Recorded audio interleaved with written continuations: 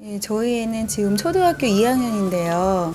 아직 어려서 그런지 공부를 하긴 하는데 계획을 잡아서 잘 못하더라고요. 그래서 처음만 이렇게 잘 하고 그 이후로는 이렇게 흐지부지 되는 경향이 있어요. 그래서 스스로 좀 계획을 짜서 했으면 좋겠는 바람이 있거든요. 저희는 또 동생이 둘 있어가지고 제가 일일이 챙겨주지 못해서 그래서 혼자 좀 했으면 좋겠는데 그게 잘 안 돼서 안타까워요.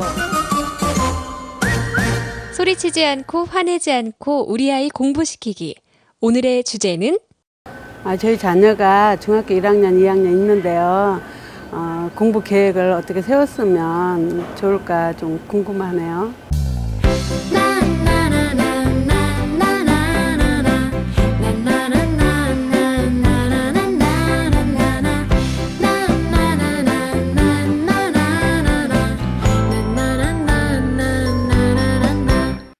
네, 공부 계획 세우는 거 쉽지 않죠. 어른들도 어려운데요. 그리고 이제 공부 계획을 세운다고 하더라도 또 이런 부모님도 계시거든요. 우리 아이는 계획은 맨날 세우는데 지키질 않아요. 이런 부모님도 계시고. 그래서 오늘은 공부 계획 세우는 법, 그리고 계획 세운 걸 잘 지킬 수 있는 그런 공부 계획 세우는 법을 단계별로 차근차근 할 수 있는 단계별 계획 세우는 방법을 알려드리도록 하겠습니다. 저는 5단계를 추천해 드리고 싶은데요. 우선 1단계는 도착점, 그러니까 내가 목표로 하는 도착해야 될 곳을 먼저 확인하는 작업을 하고요. 두 번째는 출발점, 그러니까 내가 지금 현재 상태가 어딘지를 확인하는 작업을 해야 될 것 같고요. 세 번째는 이 출발점에서 도착점까지 내가 원하는 시간 내에 갈 수 있도록 세부적인 전략을 세우는 시간을 가져야 될 것 같고요.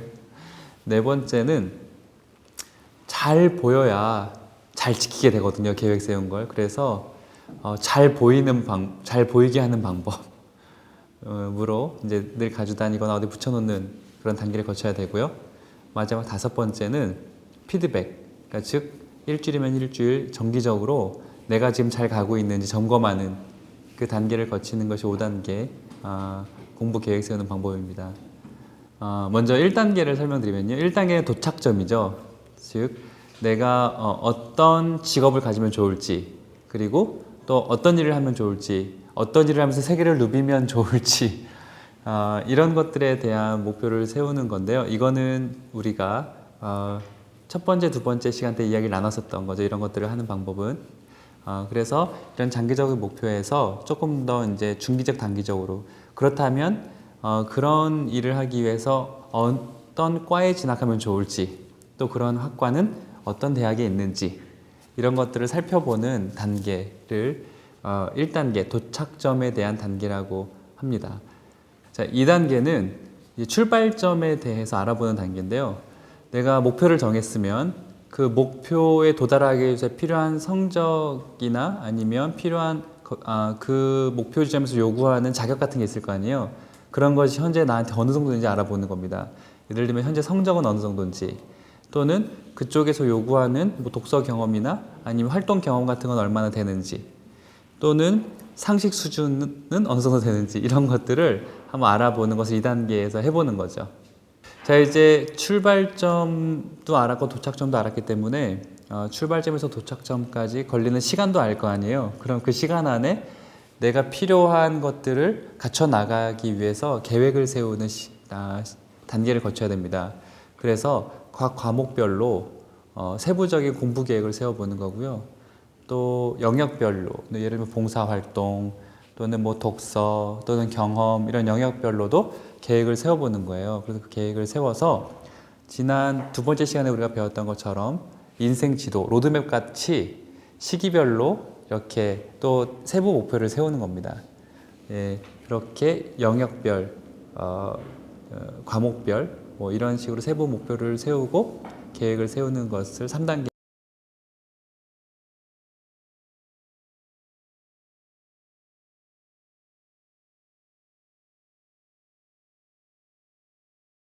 방법 또는 도구, 이런 것들에 대해서 계획을 세우게 해야 돼요. 그게 무슨 말이냐면 내가 이 공부를 하기 위해서 어떤 교재를 쓰면 나한테 가장 도움이 될지, 또는 어떤 방법, 예를 들면 학원이 좋을지 과외가 좋을지 혼자 공부하는 게 좋을지 친구들이랑 같이 공부하는 게 좋을지 이런 방법도 스스로 결정하게 하는 겁니다. 네, 그렇게 해서 어떤 교재로 어떤 방법으로 언제 어떻게 공부할지 이런 것들에 대해서도 스스로 계획을 세워보게 하는 것이 자기 주도 학습자로서의 계획 세우는 데서 가장 중요한 내용 중에 하나입니다. 계획을 여기까지 세웠으면 정말 훌륭하게 잘 세웠는데 문제는 뭐냐면 계획 세워놓고 나서 일주일 지난 다음에 하나도 못 지켰네? 이럴 수 있거든요. 또는 한 달 지난 다음에 그럴 수 있어요. 그래서 중요한 것 중에 하나가 잘 보이게 해야 되는 겁니다. 그래서 계획 세운 것을 두 개로 나눠서 하나는 방에 붙여놓고 하나는 항상 가지고 다녀야 돼요. 그래서 방에서도 자주 보고 언제 어디서든지 자주 보게 되면 아무래도 실천할 확률이 높아지겠죠. 마지막 5단계는 피드백을 하는 단계를 반드시 거쳐야 합니다. 사실 앞에서 세웠던 계획들, 이런 계획들도 세워본 적이 없는 학생들이 있겠지만 이런 계획을 세웠더라도 피드백을 하지 않으면 절대 성장이 없어요. 사실 앞에서 내가 세웠던 계획들 중에 완벽하지 않는 전략이 있을 수 있거든요. 완벽하지 않은 방법도 있을 수 있습니다. 그리고 시간 계산을 잘못한 것도 있을 수 있어요. 이거는 계획을 실천하다 보면 깨달아지게 되는 겁니다. 그러면 이거를 일주일에 한 번씩 반드시 내가 왜 목표한 것을 달성하지 못했는지 원인을 분석해 보든지 아니면 더 나은 방법은 없는지 더 나은 대안을 모색해 보는 시간을 최소한 저희는 일주일에 한 번 정도씩 가지라고 권해주고 있는데요. 그래서 일주일에 한 번씩 혼자 가져도 되고 가족들이 같이 피드백 타임을 가져도 되고 해서 지난주에 대해서 얘기하는 시간, 그래서 앞으로 다음 주는 어떻게 보내면 좋을지에 대해서 얘기하는 시간을 가지면 매주 성장하는, 매주 더 나은 계획을 세우는 학생으로 공부를 하게 될 겁니다. 2005년 대한민국에서 최상위 3% 학생들하고 97% 학생들에 대한 그 조사 결과 이 3% 학생들과 97% 학생들, 고등학생들이거든요. 유일한 차이점이 계획을 세우느냐 안 세우느냐로 나왔어요. 지능의 차이도 아니고 부모님의 소득 수준의 차이도 아니고 어릴 때부터 아이를 계획 세우면서 공부를 하게 하느냐 안 하느냐가 아이가 학년이 올라갈수록 공부를 잘하느냐 못하느냐의 큰 차이가 될 겁니다. 공부 계획을 잘 세우지 못해 고민하는 오늘의 주인공을 위한 고봉익 대표의 해결책은 단계별 공부 계획을 세워라. 고봉익 대표가 추천하는 5단계 공부 계획. 그 1단계는 진학 목표를 정한다. 2단계, 현재 자신의 수준과 실력을 분석한다. 3단계, 세부 영역별 목표와 계획을 세운다. 4단계, 계획표를 잘 보이는 곳에 붙여놓고 늘 가지고 다니며 점검한다. 마지막 5단계, 일주일 단위로 피드백하는 시간을 가져라. 해야 할 공부는 많은데 어떻게 해야 할지 몰라 고민될 때 조금 더 쉽고 편리하게 계획을 세우고 지킬 수 있는 5단계 공부 계획법. 여러분도 고봉익 선생님의 조언을 따라 집에서 아이들과 함께 꼭 실천해 보세요.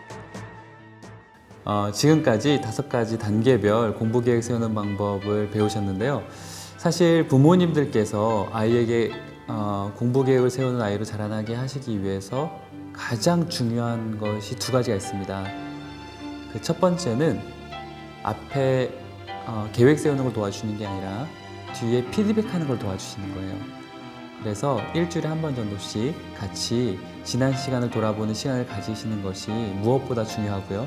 2번째는 자녀에게 할 수 있다는 자신감과 용기를 불어넣어주는 것이 가장 중요합니다. 그래서 부모님께서는 아이가 계획을 세우면 그 밑에 아이와 함께 힘을 불어넣어주는 문장 같은 걸 적어보신다든지 하셔서 그것을 정기적으로 같이 소리내서 읽어주신다든지 그렇게 해서 자신감과 용기를 불어넣어주는 것이 아이를 딱 붙잡아 놓고 같이 계획을 세워주는 것보다 훨씬 더 중요한 역할입니다. 지금까지 소리치지 않고 화내지 않고 우리 아이 공부시키기의 고봉익이었습니다.